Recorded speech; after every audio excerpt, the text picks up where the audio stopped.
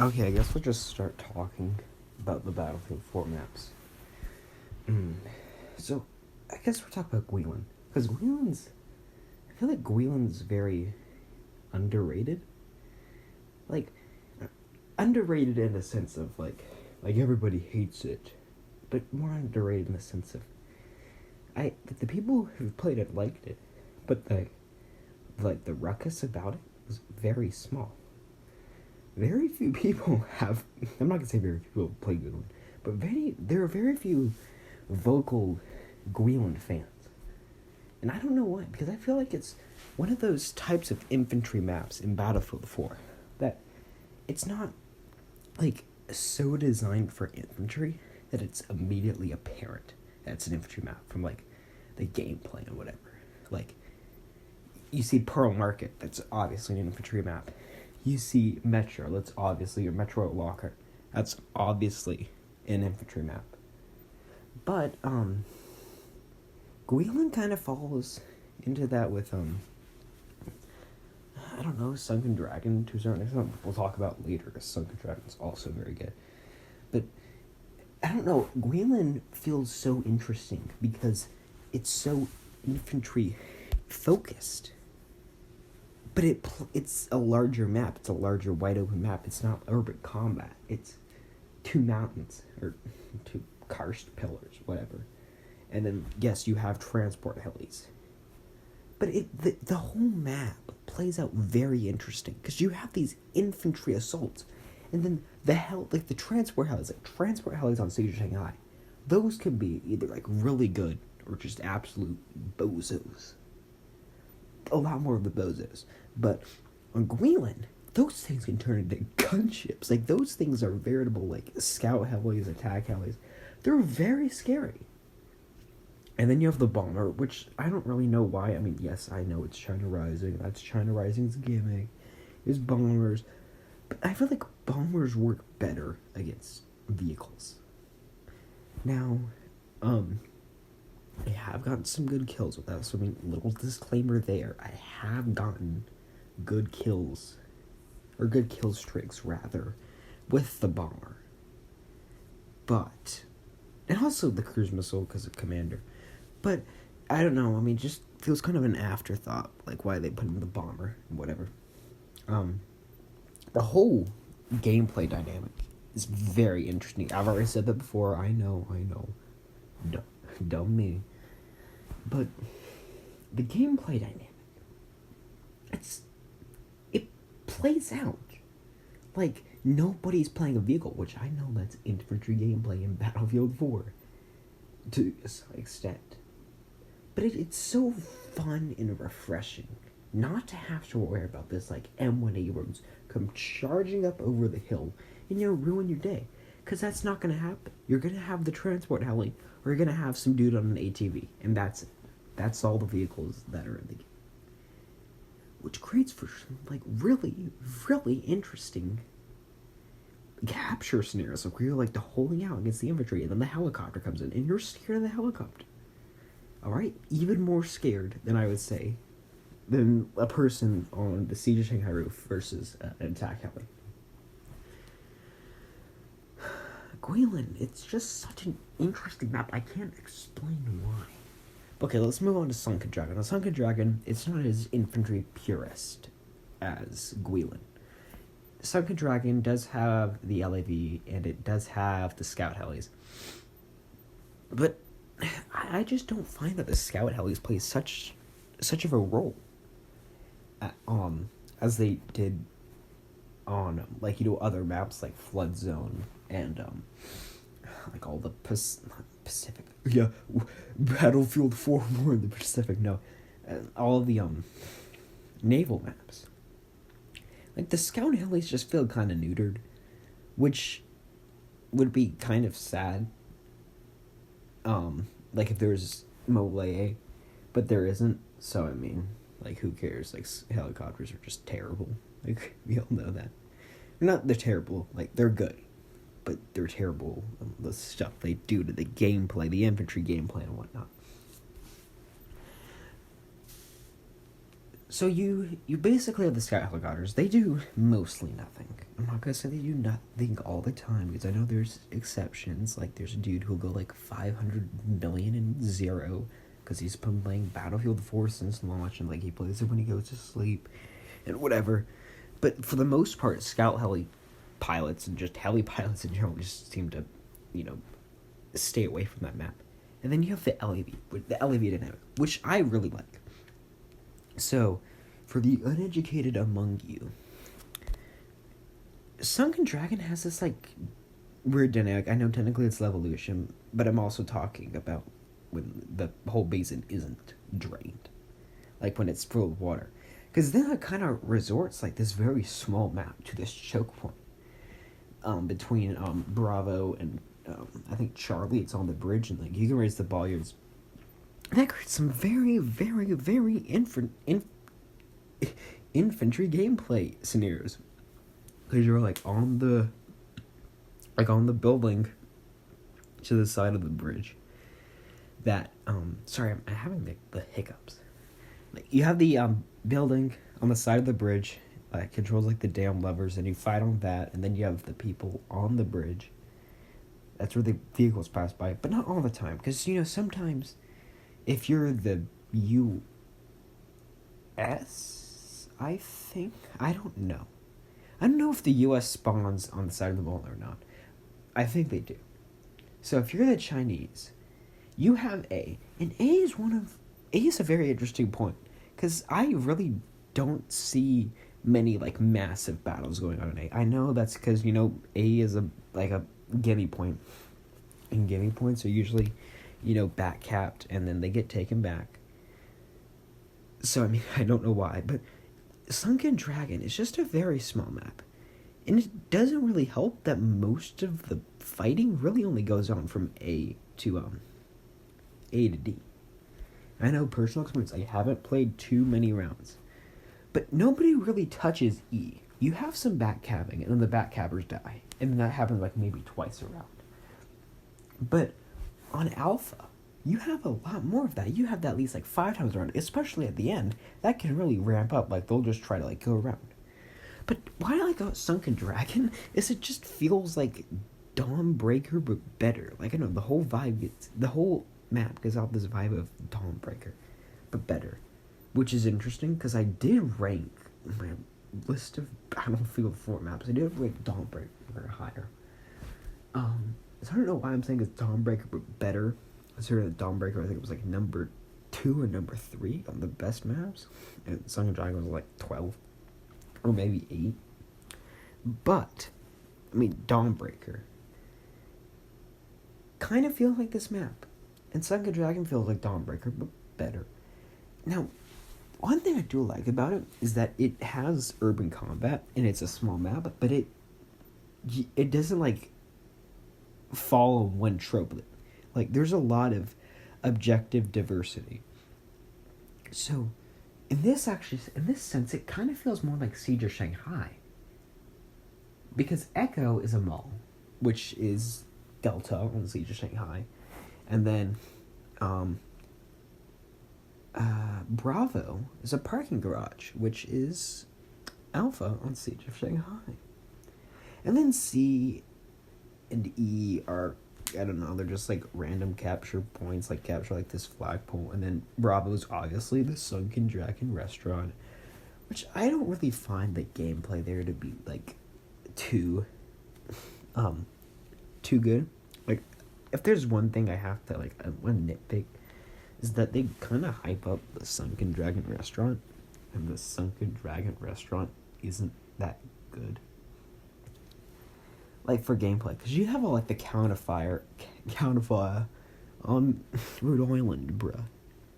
No, you have all the counterfire, the snipers, and the sniper wannabes with the DMRs. They're cross-firing, and I just don't find it to be fun.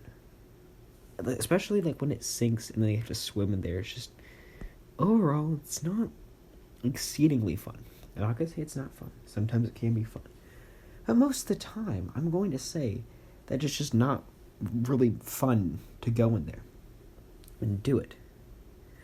But all the other points are really interesting. I do like the corridor from Alpha to Charlie. That's good for combat.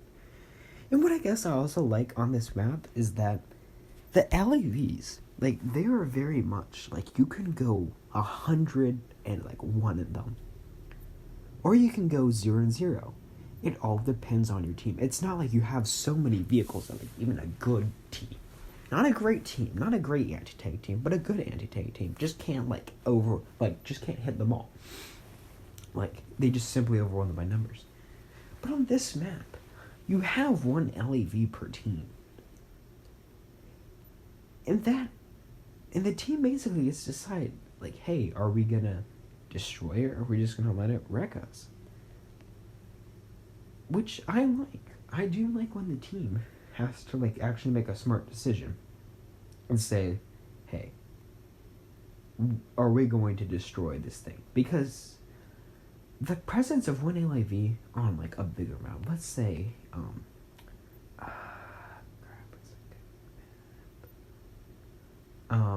I guess Hammerhead.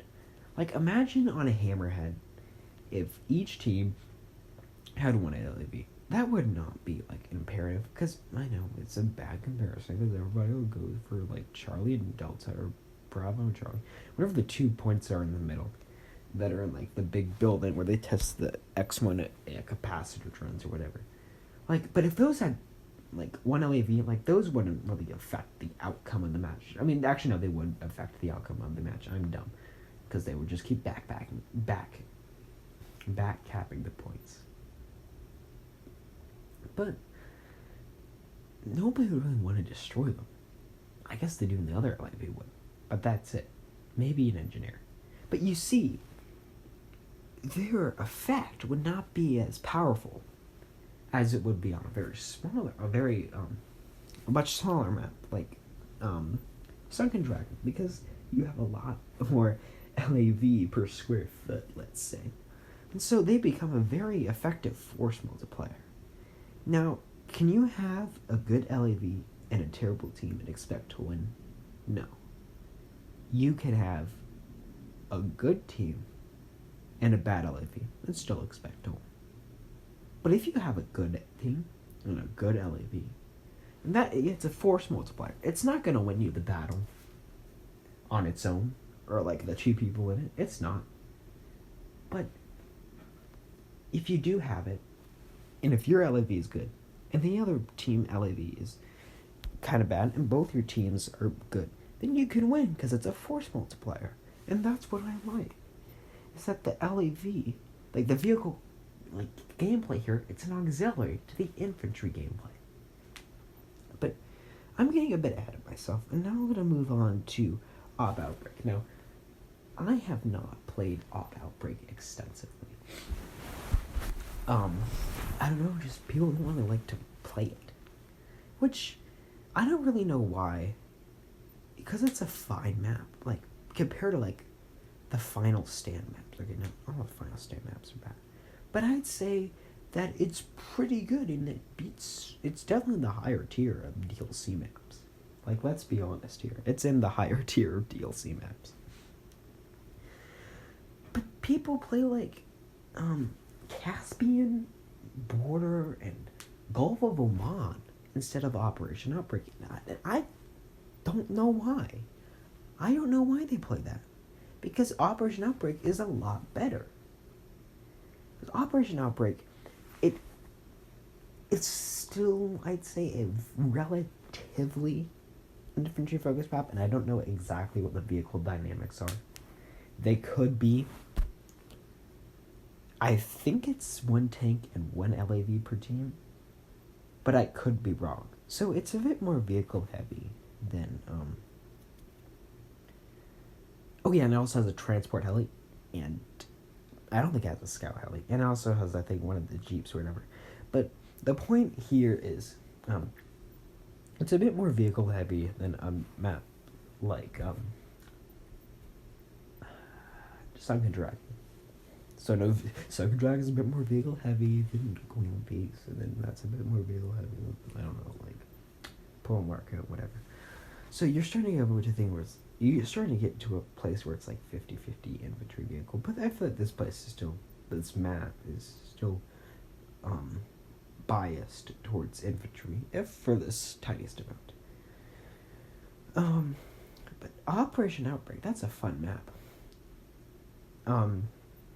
If I did have a complaint, if I do have a complaint about it, it's that the everybody always seems to go for Charlie. And yeah, you do have some action at A and occasionally D. And maybe B as well. But nobody goes for Echo. It's just a lot of backcapping. It's kind of like propaganda. But I think it's kind of better than propaganda. Because I don't know why. It's just more fun than propaganda. Especially on Charlie. Because 64 player servers. That's fun. Because you have probably, I think, 40 people overall just charging Charlie. Like, exchanging fire. And it's a lot more... I get that the infantry concentration on, let's say, Metro, it's a lot higher. But I don't know, it just feels a lot more powerful when you're assaulting Charlie. Even if there's less people because you have vehicles and whatever. And overall, I do think it's better. I do think it's better than Metro. In that regard of just, feeling powerful. But I really do love the changing of, like, the guard of Charlie. Like, this guy, like, this team, they come in, like, the Chinese team, they come in, they smash the U.S. defenses, and then they set up camp, and then, bam, it's a U.S. counterattack, and they're attacking back, and they drive the Chinese back, but the Chinese back cap Alpha, and they drive from Alpha, and they drive to Charlie, and then the U.S. fight back the thing from Alpha, but then they lose the points. Then they come back and they back cap Echo and Delta, and then that allows the Chinese team pulls back so they can regain this capture points, and then the U.S. goes back and captures Charlie. It's just a fun point. It's like Bravo B on Metro, but you get actually, there's just, it's like, there's a lot of people contesting it, like Bravo and Metro, but you're not constantly stuck in a stalemate. Like, I feel like Bravo on Metro, 90% of the time, you were either spawn trapped, not spawn trapped, you can't get spawn trapped, but you're, if you're there, you're stuck, below the stairs. Or, you're stuck, in the side tunnel. And then if you capture that point, typically, you drive the Russians, back, so then they can barely hold Charlie. And then, if you're the Russians, you can hold the U.S. to a stalemate on the stairs, or you can push them back to, Charlie, and I feel like, once you get pushed back to Charlie, then it's kind of guaranteed that you'll get spawn trapped, but it's neither here nor there. And then 10% of the time, you do manage to hang on to Charlie. You do if you're the U.S., you do manage to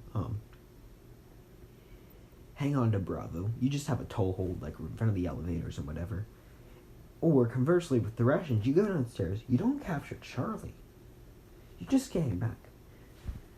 But then you look at Charlie on Op Outbreak, and that's a lot different. I feel like that's a lot better.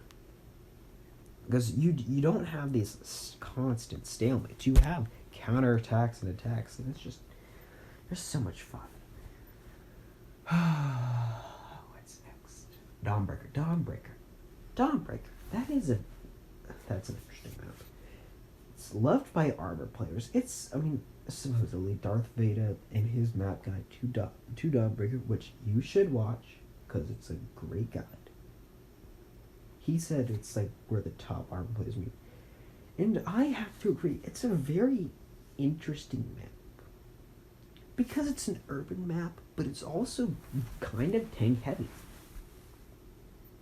It's kind of like if Golmood and Shanghai had a baby, but Baby received most of Shanghai's genes except for Golmood, because they got But anyways, let's talk about the inclusion of the stealth jets.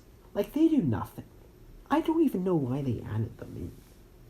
It's kind of useless because all they do is they just like fly above, and occasionally they target the helicopters. But then, like, the good helicopter pilots, like the ones who aren't really good enough for Shanghai yet, like they can't go on Shanghai and expect to get like 200 kill streaks, but they can go on Dawnbreaker and get 50 kill streaks. Sometimes the stealth jets will kill them, but most of the time they just circle above and kill them in the mobile AA, which I have had my fair share in on Dawnbreaker.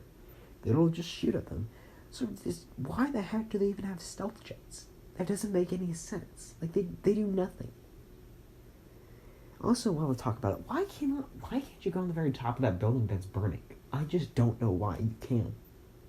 Like, it makes no sense why. But okay, back to armored. No, armored combat is interesting because I feel like Siege of Shanghai. Yes, I said before it's Golmood and Shanghai, but it inherits this very interesting place. So Siege of Shanghai, for armor, there's really like there's the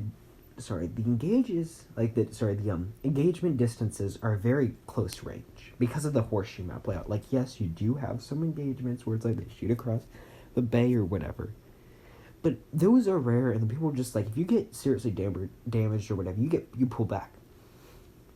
And then, like, most of the infantry games, they're like around most of the vehicle engagements, they're around like 1 point or whatever.